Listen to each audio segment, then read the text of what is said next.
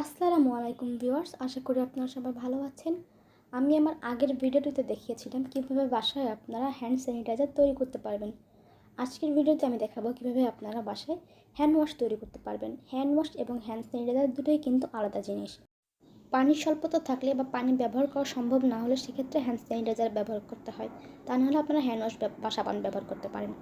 আমি এখানে লাইফবয় সাবান নিয়ে নিয়েছি। আপনারা যে কোনো ধরনের সাবান নিতে পারেন, ডেটল, লাইফবয়, লাক্স বা যে কোনো জার্ম ফ্রি সাবান আমি এটি নিয়ে নিলাম। এবার আমি একটি গ্রেটার নিয়ে নিচ্ছি। আপনারা যেটা আলু কুচানি বলেন বা যে সবজি কুচানি বলে থাকেন, আমি চিকন পাশটা দিয়ে ভালো করে কুচিয়ে নিচ্ছি।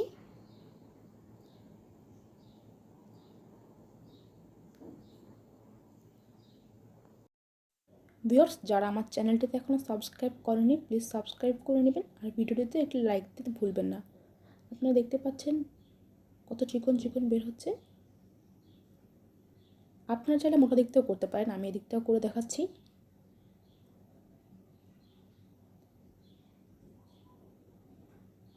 দ্রুত করার ক্ষেত্রে আপনারা মোটা দিক দিয়ে করতে পারেন। আমার করা হয়ে গিয়েছে। যাদের কাছে গ্রেটার নয় তারা এরকম হ্যান্ড পিলার ব্যবহার করতে পারেন।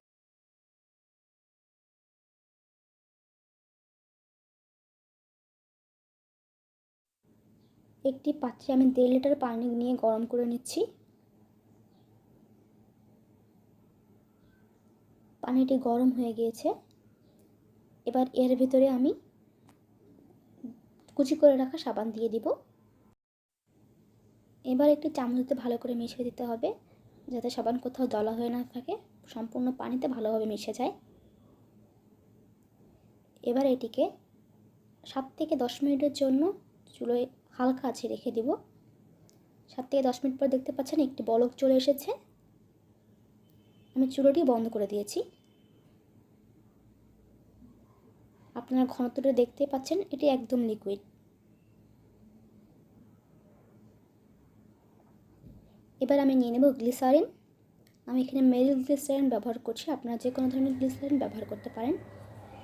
আমি 2 টেবিল চামচ গ্লিসারিন নিয়ে নিচ্ছি।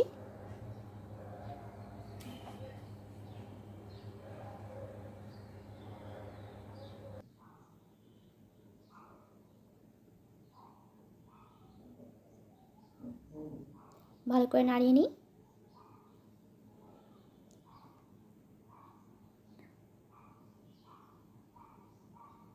এবার একটি ঢাকনা দিয়ে এটিকে ঢেকে দিব। এবার 4 থেকে 5 ঘন্টার জন্য ওয়েট করব। এটিকে চুলো থেকে নামিয়ে আমি এক জায়গায় রেখে দিচ্ছি। ফিরে আসছি 4 থেকে 5 ঘন্টা পর। 4-5 ঘন্টা পর এটি দেখতে এমন হবে। দেখতে পাচ্ছেন কতটা শক্ত হয়ে গিয়েছে।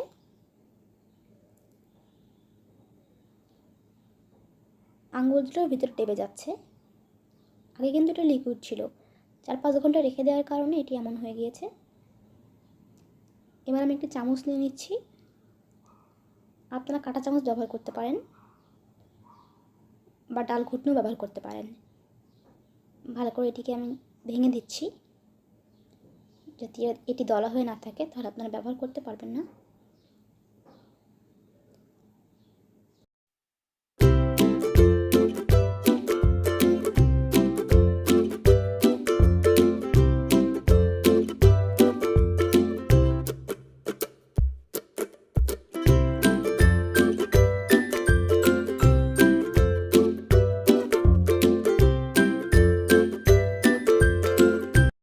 ভালো করে মিশিয়ে নেওয়ার পর আপনারা দেখতেই পাচ্ছেন বাজার থেকে কিনে আনা লিকুইড সোপের মতনই এটি।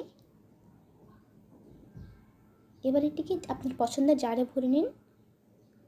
আমার কাছে এই সাইজের জার ছিল, আমি এটা দিয়ে ফিল করে নিচ্ছি। এমন একটি ফানেল দিয়ে এর ভিতরে ঢেলে নেবেন।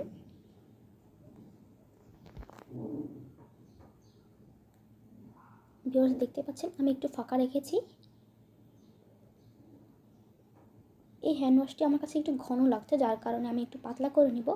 আপনারা যদি এমন ঘন অবস্থায় কমফোর্টেবল থাকেন তাহলে আপনারা ঘন ব্যবহার করতে পারেন।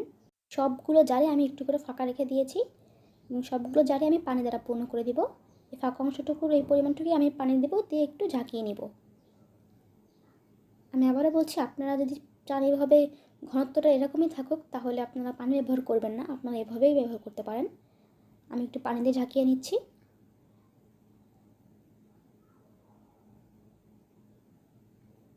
আপনারা দেখতে পাচ্ছেন এটি পুরোটা ফিল আপ করে ফেলেছি আমি।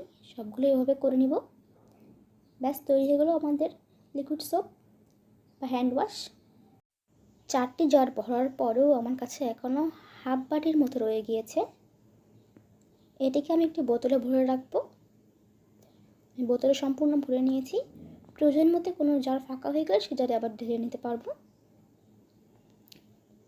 আমি এটিকে আপনাদের ইউজ করে দেখাচ্ছি আসলে কতটি ভালো বা কেমন।